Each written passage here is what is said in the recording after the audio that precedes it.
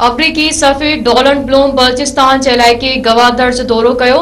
दौरे दौरान अफ्रीकी सफ़ीर, सियासी अखबारनि, Gwadar, chamber of commerce and industry जे नुमाइंदनि, मुख़्तलिफ़ सरकारी ऐं ख़ानगी शोबनि जे अखबारनि सां तामीरी ख़्यालनि जी ॾेवट कई।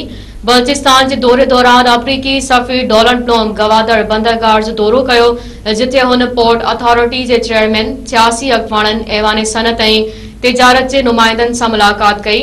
सियासी अखबारनि सां मुलाक़ात में अमरीकी सफ़ीर इक़्तिसादी तरक्की, आफ़तनि जे रिलीफ जी तयारी, सिक्योरिटी ऐं अमेरिका सां वापार ऐं सीड़पकारी जे हवाले सां बलूचिस्तानी तरक्की लाइ अमरीकी सरकार जे अज़म खे वरजायो। Gwadar chamber of commerce and industry जे मेंबरनि सां पंहिंजी मुलाक़ात दौरान अफ्रीकी सफ़ीर डोनाल्ड ब्लूम चयो त खिते में कारोबार, ट्रांसपोर्ट, सियाहत, माहेगीरी ऐं बहरिया सां लाॻापियल मुआशी शोबनि में अमरीकी वापार ऐं सीड़पकारी खे हथी ॾेई सघिजे थे।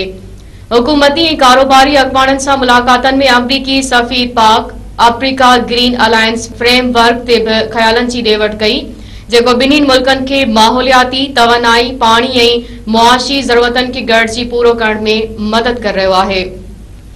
सफ़ीर डोनाल्ड ब्लूम चयो त माहौलियाती मसइलनि खे मुंहुं ॾियण जी सलाहियत वधाइण, मुतबादिल तवानाई लाइ कोशिशूं ऐं सभिनी लाइ मुआशी तरक्की खे हथी वठाइण में असां पूरे पाकिस्तान, ख़ासि करे बलूचिस्तान जी हिमायत करे रहिया आहियूं।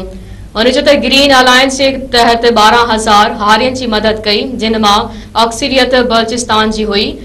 अमेरिकी सफ़ीर गवादर बंदरगाह जे दौरे दौरान पोर्ट अथॉरिटी जे चेयरमैन पसंद खान बुलेदी सां मुलाक़ात करे बंदरगाह जे ऑपरेशन ऐं तरक्की जे इम्काननि, गवादर जे इलाइक़ाई वापारी मरकज़ी बणिजण जे इम्काननि ऐं पाकिस्तानी सभ खां वॾी बरामदी मंडी खे अमरीका सां ॻंढण जे तरीक़नि ते ख़्यालनि जी ॾेवट कई।